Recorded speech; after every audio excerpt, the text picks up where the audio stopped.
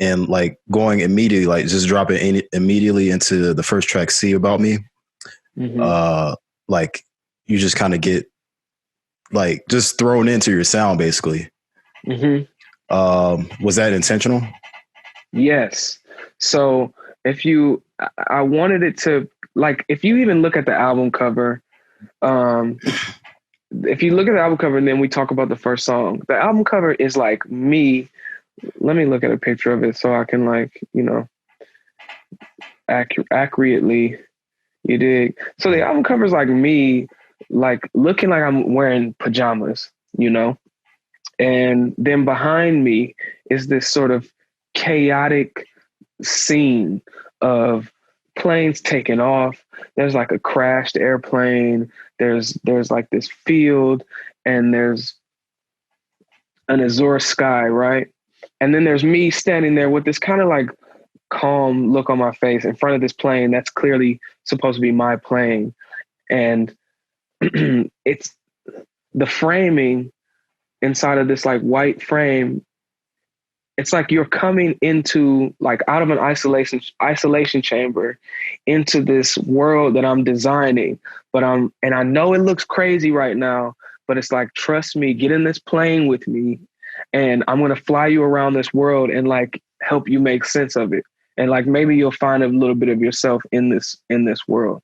And so the song "See About Me" is like the sonic version of that, because it starts off with these vocals like panning from ear to ear, singing these like kind of off-key harmonies, and then this really deep voice, like kind of endearing, but also like sounding like a uncle or a grandfather or something like that. Every black dude or woman has that one member in their family that's like kind of crass and abrasive, but still very warm, you know? So that's what that's supposed to represent. And then you get thrust into the song, you know? And as the album progresses, it starts to like mellow out, and you start to kind of see the softer side of things. And yeah, so that was intentional. Yeah. And I've Yeah, it was. just talking like conceptually, like, well, in terms of like the content of the lyrics, you're talking, it seems like you're talking about the lure of street life and its temptation. Have you ever Yes, been tempted into the lure of street life? absolutely, bruh. Because first of all, that's what I come from. Like, I mean, I've talked about this in the last interview we did. Like, my pops was a street nigga, and all of my cousins and uncles and all of them niggas were street niggas, and they all had money. And then even like friends of the family that are like my play cousins and shit, all they daddies were street niggas and dope dealers and all of that. So like all of our daddies had money and drove big cars and had record labels and everything, fake names, guns, you name it, right? I was seeing all that from like early on. So that's just what I thought things were. You know what I'm saying?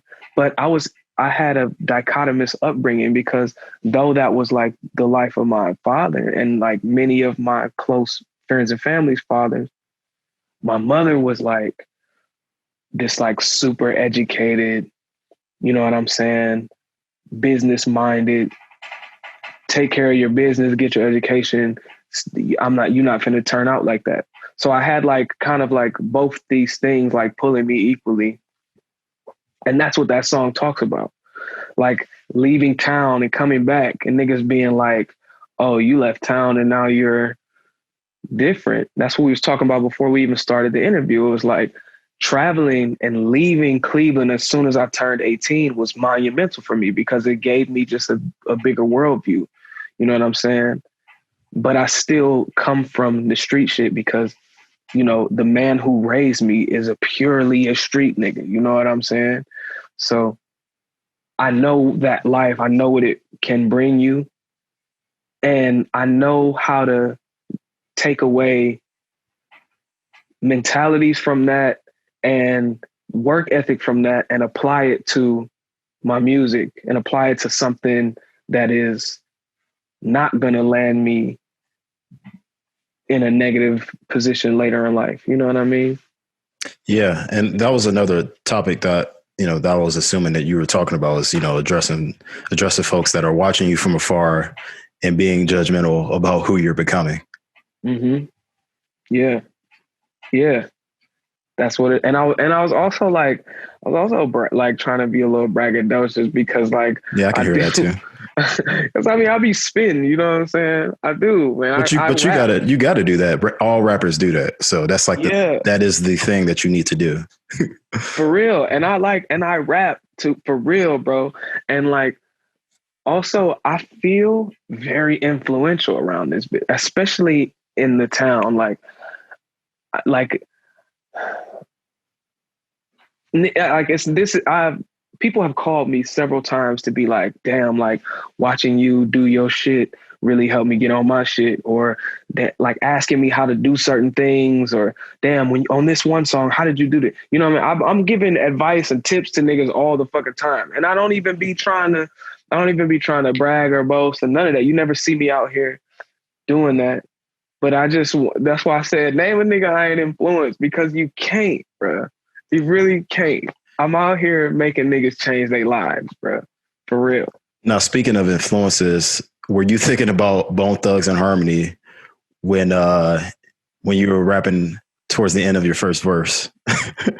I was thinking about, that's funny you say that, because when I say can't keep my hands clean because I was raised on the block, pump blast for the cash, I'm mash with the gas, gotta dash away from that pump blast for the cash, gotta mash with the that's the how Busy Bone starts his verse in East 1999. Give it up for the CPTs and the one big thug on the gut. Pump blast for the cash and I mess with the gas, gotta dash away from the cop. That's Bone. Yeah. So like that's where that came from. I think about Bone all the time when I'm rapping. Them niggas, them were some of the first rappers I ever heard. I mean, I'm from Cleveland, you know what I'm saying?